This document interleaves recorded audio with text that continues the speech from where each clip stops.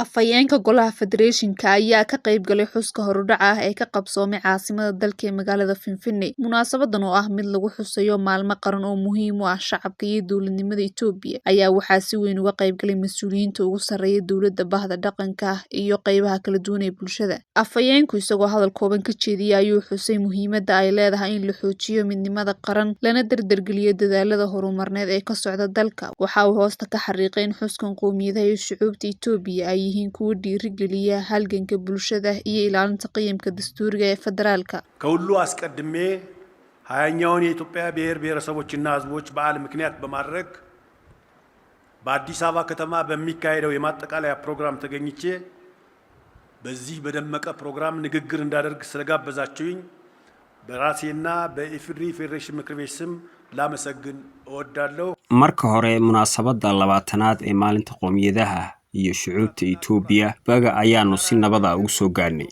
Waxaan jeclaan lahaa inaan idinka mahadceliyo anigoo ku hadlaya magacayga iyo kan Golaha Aqalka Federeeshinka maadaama aad igu martiqaadeen inaan ka hadlo barnaamijkan iyo munaasabadan muhiimka ah. Munaasabadda labaatanaad ee maalinta qowmiyadaha iyo shucuubta dadweynaha Itoobiya. Mudanayaal iyo marwooyin, salaan kadib, qowmiyadaha iyo shucuubta Itoobiya waa dad isdhaafsada waayo aragnimadooda iyo dhaqamadooda kala duwan, isla markaana muujiya kala duwanaanshahooda, xoojiya midnimadooda dimuqraadiyadeed ee qaranka, iyagoo si wada jira uga wada xaajooda arrimaha nabadgelyada iyo xasiloonida waarta, horumarka hana qaaday iyo kobaca dhaqaalaha dalka. Waxaan u dabaaldegaynaa maalintan iyadoo la raacayo nidaamka is-afgaradka midnimada qaranka, kaasi oo ah waqti aan bilownay howlo wax ku ool ah si aan u gaarno yoolkeena is-afgaradka qaran iyadoo la xalinayo caqabadaha iyo dhibaatooyinka iyadoo loo marayo wada hadal iyo wada tashi.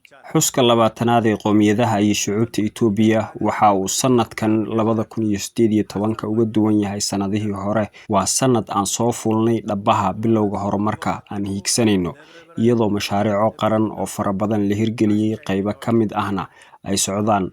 mashaariicahan la hirgeliyay ee dalka ka hirgelay waxay ahaayeen kuwo ay iska kaashanayaan shacabka. Intii ay socotay munaasabadda hordhaca ah waxa ay mas'uuliyiintu booqdeen qaybaha bandhigyada dhaqanka iyo hal-abuurka bulshada, kuwaasoo muujinaya horumarka iyo isbeddelka ka jira dalka. Waxaa kale oo lasoo bandhigay dadaallada dowladeed ee ku aadan kobcinta dhaqaalaha, adeegyada bulshada iyo xoojinta wadajirka ummadda. ዘንድሮ የ2018 ዓመተ ምህረት ለኢትዮጵያ ልዩ ዘመን ነው።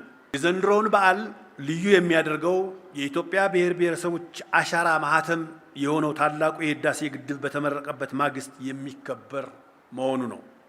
የዘንድሮ በዓል ኢትዮጵያ እየመከረች ባለችበት inta isbeddelka curtay sanadkan lagu guda jiro bilowgiisa wuxuu ahaa mid noqday sanad miro dhal leh, isla markaana waxaa soo muuqday natiijooyin wax ku ool ah. Sanadka 2018 oo astaan u noqday qowmiyadaha iyo bulshooyinka dalka ayaa sidoo kale ah sanadka bilowgiisiiba la dhammaystiray mashruuca biyo xidheenka ee webiga Abaay.